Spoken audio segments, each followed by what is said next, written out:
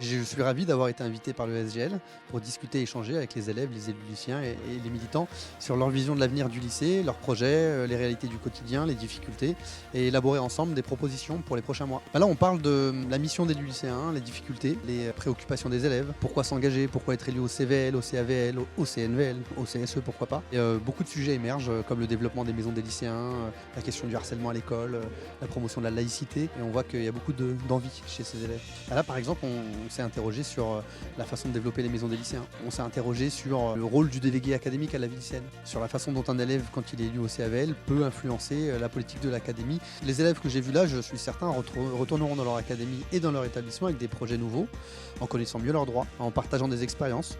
Et je suis sûr que beaucoup d'entre eux, on les retrouvera au CNVL dans quelques mois. Alors ce matin, j'ai animé l'atelier sur créer un comité SGL dans son lycée. On a appris à gérer, à faire des actions, à voir avec son proviseur comment on s'occupe d'un comité dans son lycée, comment faire les actions coordonnées au niveau local. Il faut faire ça avec les actions, des débats, un journal au lycée, informer sur les droits, il y a plein de choses à faire. Oui, il y a quand même eu quelques questions, des interrogations au niveau légal, ce qu'on a le droit de faire, ce qu'on n'a pas le droit de faire, comment le faire. C'est pour ça qu'on doit en faire au niveau départemental, qu'on doit former les gens pour qu'ils sachent qu'est-ce qu'ils ont à faire, qu'est-ce qu'ils doivent faire et comment le faire. On trouve qu'au SGL, c'est important que des militants soient formés. C'est pour ça qu'on a concentré nos efforts d'animation d'atelier sur une formation militante. Qu'est-ce qui s'est passé dans l'atelier argumentation? On a essayé de faire une présentation générale avec le maximum de conseils possibles. On a mis les gens en binôme, des gens qui ne se connaissaient pas, pour faire un lycéen lambda qui est accosté par quelqu'un du SGL. Comment ça se passe pour les premières infos, comment ça se passe pour vraiment faire de l'argumentation, essayer de convaincre quelqu'un et quels arguments donner, comment parler, quelle attitude adopter, et puis de passer dans chaque binôme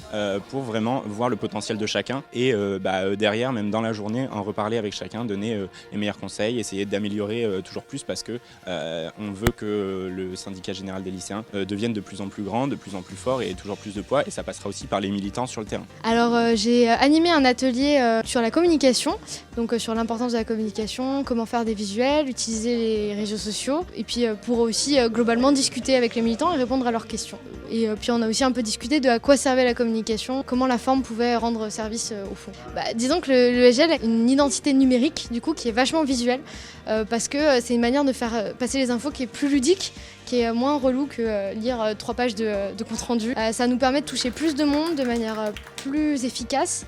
Moi je suis Clément Bayon, le président de l'association Droits des lycéens, et je suis ici en tant qu'intervenant extérieur pour faire des formations sur les droits lycéens. On a des lycéens qui viennent de tous les courants d'opinion possibles et dont le but est de faire respecter les droits des élèves au lycée. C'est surtout centré justement sur les sanctions, savoir comment on fait pour contester une sanction, quelles sont les règles à respecter lorsqu'on prononce une sanction, comment reconnaître une sanction illégale, etc. En fait, j'ai animé l'atelier mobilisation.